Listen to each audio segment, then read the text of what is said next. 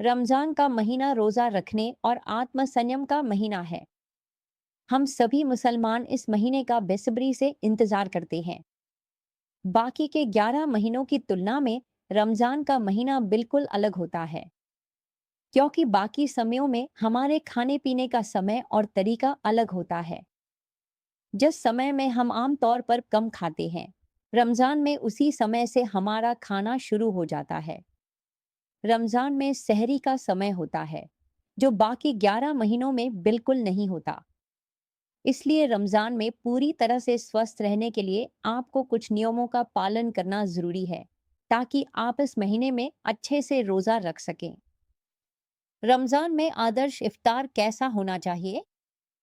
अगर हम सबसे पहले इस विषय पर बात करें, तो देखा जाता है कि रोजे के समय हम में से ज्यादातर लोग तले भुने या भारी भरकम खाने को ज्यादा पसंद करते हैं, और यही चीजें हमारे शरीर में एसिडिटी बढ़ाने में सबसे ज्यादा असरदार होती हैं।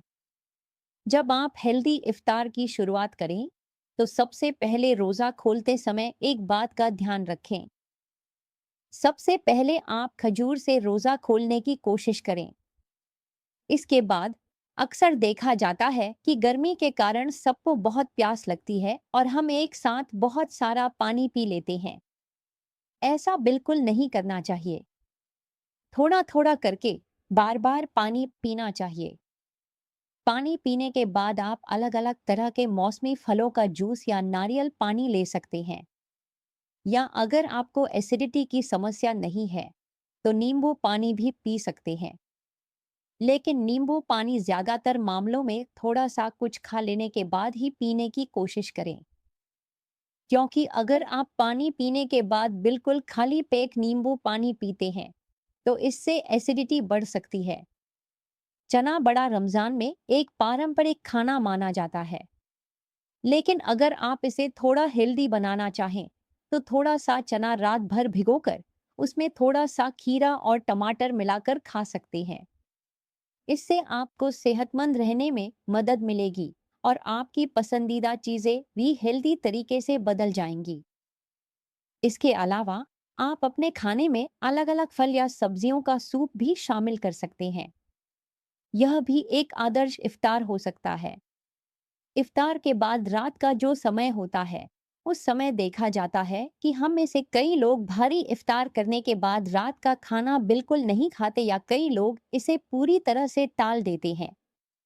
ऐसे में इस बात का ध्यान रखना चाहिए कि रात का खाना कोई भी हालत में छोड़ना नहीं चाहिए। रात में हमें बहुत कम मात्रा में खाना लेना चाहिए। यह एक अंडा हो सकता है, या आप दही के साथ चूड़ा मिलाकर दही चूड़ा खा सकते हैं, या 10 से 12 बादाम हो सकते हैं, या एक गिलास गुनगुना दूध भी हो सकता है। इसीलिए बहुत कम मात्रा में ही सही, लेकिन रमजान के महीने में हमें एक बात का ध्यान रखना चाहिए। थोड़ा थोड़ा करके बार बार खाना खाना चाहिए। इफ्तार में ज्यादा नहीं खाना चाहिए। सहरी में भी ज्यादा नहीं खाना चाहिए। हमें हर चीज संतुलित मात्रा में लेनी चाहिए, तभी हम स्वस्थ रह पाएंगे। आगे अगर हम देखें कि किस तरह का खाना होना चाहिए, तो ऐसे खाने रखने चाहिए जो धीरे धीरे पचते हैं। कार्बोहाइड्रेट के स्रोत के रूप में आप अलग अलग तरह के जटिल कार्बोहाइड्रेट, लाल चावल, दलिया या ओट्स रख सकते हैं अपने खाने की सूची में, या लाल जीरा भी रख सकते हैं। यह भी बहुत अच्छा और असरदार है। साथ ही हरी सब्जियां भी शामिल करनी चाहिए और मछली मांस रखना न भूलें। यानी आपका आहार पूरी तरह से संतुलित होना चाहिए।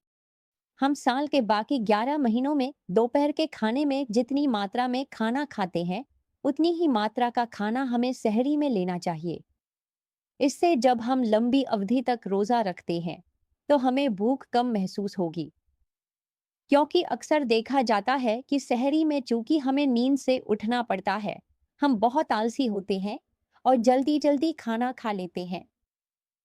देखा गया है कि ये चीजें बहुत जल्दी पच जाती हैं और फिर हमारे शाम के समय में बहुत ज्यादा थकान आ जाती है या हमें भूख लगने का एहसास होता है। सहरी के समय इस बात का ध्यान रखना चाहिए। ऐसे खाने का चुनाव करें जो धीरे धीरे पचे और जिसमें खाने के छहों पोषक तत्व मौजूद हों। हमें ध्यान रखना चाहिए। और इसी में एक चीज हम अक्सर करते हैं कि हम जरूरत से ज्यादा पानी पी लेते हैं। क्योंकि हमें लगता है कि अगर हम ज्यादा पानी पी लेंगे तो शायद पूरे दिन हमें प्यास नहीं लगेगी। लेकिन यह सोच बिल्कुल गलत है। आपको इफ्तार से लेकर सहरी तक 7 से 8 गिलास पानी पीना चाहिए। न तो इफ्तार में ज्यादा पानी पिए और न ही सहरी में ज्यादा पानी पिए। इसे धीरे धीरे करके आपको पीना चाहिए। तभी आप समग्र रूप से स्वस्थ रह पाएंगे। और हमें रोजे के महीने में एक बात जरूर ध्यान में रखनी चाहिए कि बहुत से लोग एक्सरसाइज करते हैं, लेकिन रोजे के दौरान हमें एक्सरसाइज नहीं करनी चाहिए, बल्कि इसे रात के समय करना चाहिए। यानी अगर आप रात के खाने के बाद करें, आधा घंटा टहलते हैं या बिल्कुल ही कोई हल्की फुल्की एक्टिविटी या एक्सरसाइज करते हैं, तो भी आपकी रोज की एक्सरसाइज का समय इसमें बदलाव आ जाएगा और आप स्वस्थ रह पाएंगे।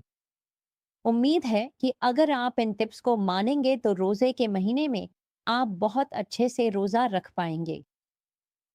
आप रोजा रख पाएंगे और समग्र रूप से स्वस्थ रह पाएंगे। धन्यवाद।